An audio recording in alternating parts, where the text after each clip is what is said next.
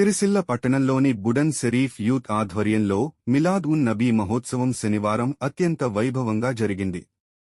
ఈ కార్యక్రమానికి ముఖ్య అతిథిగా కరీంనగర్కు చెందిన హజరత్ అల్లమా మౌలానా ముఫ్తీ ఖాజా అలీముద్దీన్ సాహెబ్ హాజరై ప్రత్యేక సందేశాన్ని అందించారు.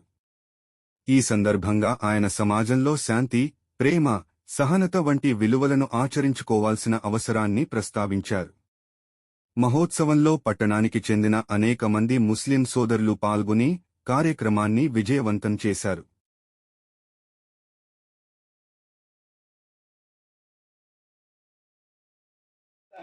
क्यों आता है भाई?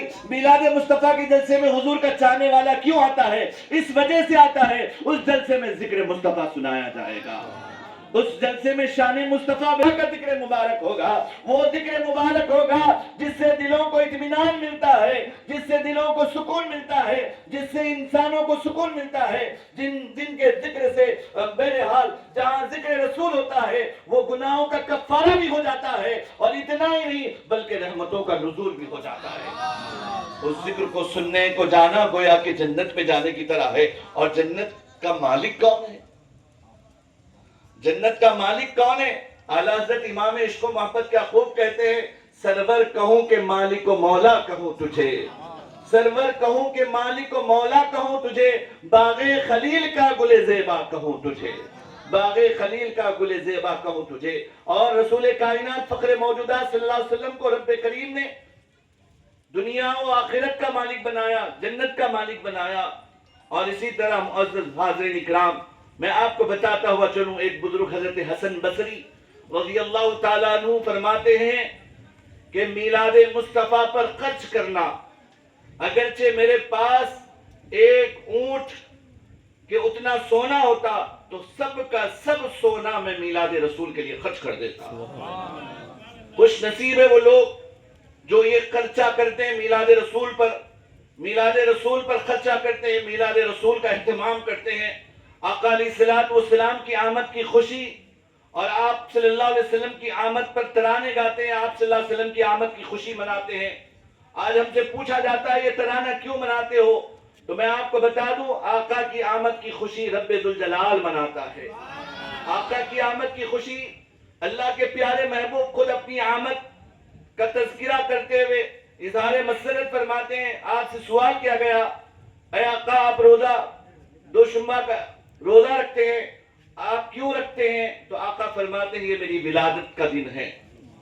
मुअज़्ज़ज़ सामईन इकराम, बतौर खुशी आप रोजे का एहतमाम फरमाया करते। इसी तरह रिवायतों में आता है कि हुजूर पाक सल्लल्लाहु अलैहि वसल्लम की आमद की खुशी रसूल कायनात सल्लल्लाहु अलैहि वसल्लम ही नहीं बल्कि सहाबा इकराम मनाते। और एक सहाबी रसूल के बारे में हज़रत दरदा रज़ियल्लाहु ताला अन्हु से रिवायत है कि अल्लाह के नबी सल्लल्लाहु अलैहि वसल्लम दोशुम्बे के दिन एक सहाबी रसूल के साथ हजरत आमिर अंसारी रज़ियल्लाहु ताला अन्हु की घर की तरफ गए। और ये रिवायत गैर मुक़ल्लिदीन भी अपनी किताबों में लिखते हैं। बताया जाता है हजरत आमिर अंसारी रज़ियल्लाहु ताला अन्हु के घर की तरफ से आपका गुजर हुआ। हजरत अबू दरदा के साथ रसूल कायनात सल्लल्लाहु अलैहि वसल्लम जा रहे थे, हजरत आमिर अंसारी के घर के ऊपर से जा रहे थे। तो आपने सुना वहां कुछ जिक्र चल रहा है। आप कान लगाकर सुनते क्या जिक्र हो रहा है? तो वहां क्या जिक्र हो रहा है? जिक्र मुस्तफा हो रहा है। वहां क्या जिक्र हो रहा है? हुजूर की आमद का तज़किरा सुनाया जा रहा है। और वो अपने बच्चों को बता रहे हैं, आज जो हमको ईमान जैसी अजीम दौलत मिली ये मोहम्मदुर रसूलुल्लाह का सदका है। आपके आने से जो रहमतें मिली ये रसूल कायनात सल्लल्लाहु अलैहि वसल्लम की आमद का सदका है। हुजूर की आमद का तज़किरा सुना रहे हैं, हुजूर की शान बता रहे हैं, हुजूर के वालिद बुजुर्गवार का नाम अपनी औलादों को बता रहे हैं, हुजूर की वालिद मोहतरमा का नाम बता रहे हैं, हुजूर करीम रऊफ रहीम सल्लल्लाहु अलैहि वसल्लम की शान बता रहे हैं। तो फिर उसके बाद अल्लाह के नबी सल्लल्लाहु अलैहि वसल्लम दस्तक देते हैं और वो दरवाजा खोलते हैं। जैसे ही हुजूर का जिक्र चल रहा था हुजूर की तशरीफ आवरी हो गई। खुश नसीबों, जहां हुजूर का जिक्र होता है हुजूर खुद तशरीफ लाते हैं। अहलियाने सिलसिला काबिले मुबारकबाद है आप। जहां जिक्र मुस्तफा होता है वहां रहमतों का नुज़ूल भी होता है। जहां जिक्र मुस्तफा होता है इस हदीस के मुताबिक वहां हुजूर पाक की भी आमद हो जाती है, रसूल कायनात की भी आमद हो जाती है। शेखुल इस्लाम ने कहा जहां खुतबे मिलाद पढ़ा जाता था, खुतबे मिलाद میلاد النبی صلی اللہ علیہ وسلم کے دن مدینہ شریف مسجد نبوی میں پڑھا جاتا تھا، مسجد حرم میں پڑھا جاتا تھا۔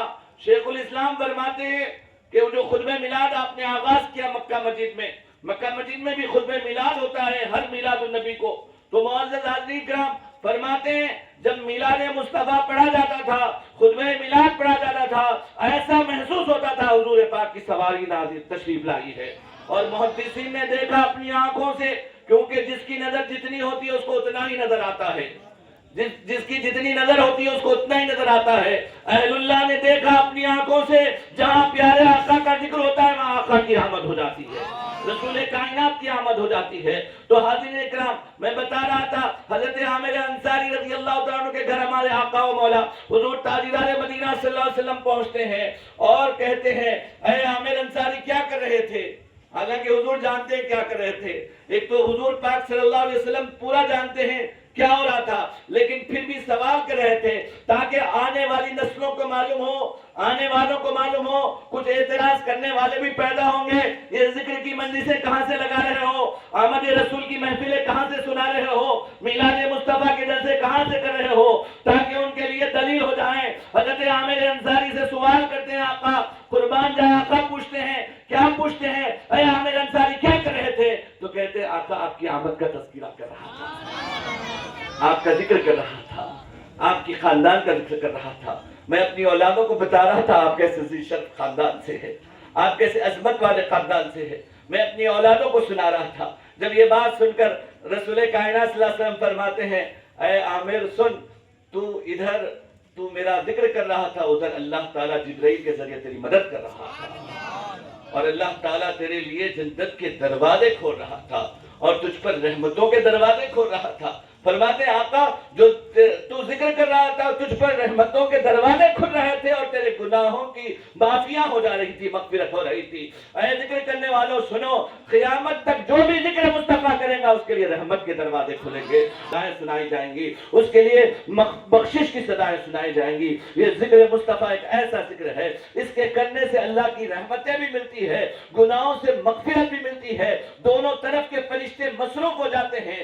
سیدھی جانب کا فرشتہ ذکر رسول کرنے والے کے نام اعمال میں نیکیاں لکھتا رہتا ہے، اور دوسری طرف کا فرشتہ جو ذکر مصطفیٰ کرتا ہے اس کے گناہوں کو مٹاتا ہوا رہتا ہے، اس کے گناہوں کو مٹاتا ہوا رہتا ہے۔ یقیناً خوش نصیبی ہے آپ کی اور ہماری، اللہ تعالیٰ نے ہم کو ایسے ذکر کی مجلس میں، اور ایک صاحب نے بڑی اچھی تفسیر کی اس آیت کریمہ کی اور مجھے پسند آئی، میں آپ کو بھی سناتا ہوا چلوں۔ کون سی آیت؟ جو میلاد مصطفیٰ مناتے ہیں ان کے لیے ایک بڑی دلیل قرآن کریم میں تو بہت سے دلائل ہے، یہ بھی دلیل دی جاتی ہے، بڑی مشہور و معروف آیت کریمہ ہے، علماء کرام کے سامنے پڑھ رہا ہوں، اور علماء کرام نے اس کی کئی بار آپ کو اس کی تفسیریں بھی سنائی ہوں گی، لیکن انہوں نے جو باتیں بتائی، انہوں نے جو بہرحال جو ذکر کرنے والے ان کو الگ جو کیا، وہ میں آپ کو اس کے اندر وہ لانا چاہتا ہوں کہ جیسا کہ قرآن کریم کی آیتیں علماء اہل سنت سناتے ہیں، آقا کی میلاد منانے والے یہ آیت سنا کر ان لوگوں کو دلیل دیتے ہیں جو لوگ میلاد مصطفیٰ سے چڑھتے ہیں،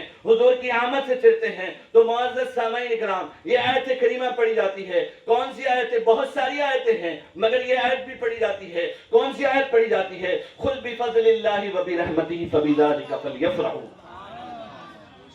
تو الحمدللہ اس کا ترجمہ بھی الحمدللہ علماء کرام کے سامنے کر رہا ہوں، علماء کرام کے سامنے کر رہا ہوں۔ تو معزز سامعین اکرام اس کا ترجمہ یہ ہوئے، فرما دیجئے کس سے کہہ رہا ہے؟ رب ذوالجلال اپنے پیارے محبوب سے کہہ رہا ہے۔ قرآن کس پر نازل ہوا؟ حضور اکرم نور مجسم صلی اللہ علیہ وسلم کی ذات اقدس پہ قرآن نازل ہوا۔ آقا سے فرماتا ہے اے میرے مصطفیٰ فرما دیجئے، قل کہہ دیجئے بفضل اللہ، اللہ کے فضل، وبرحمتہ اور اس کی رحمت پر، فبذالک فلیفرحوا بس تمہیں چاہیے کہ خوشی منائیں۔ الحمدللہ آج یہ لائٹنگ دکھ رہی ہے، اسی کا ایک اسی کی ایک ادائیگی ہے، اسی خوشی کی ایک جھلک ہے جو لائٹنگ دکھ رہے ہیں۔ یہ لائٹنگ بھی اسی فَبِذَلِكَ فَلْيَفْرَحُوا کہ اللہ کے فضل کے عطا ہونے پر، اللہ کی رحمت کے عطا ہونے پر، رب کہتا ہے جب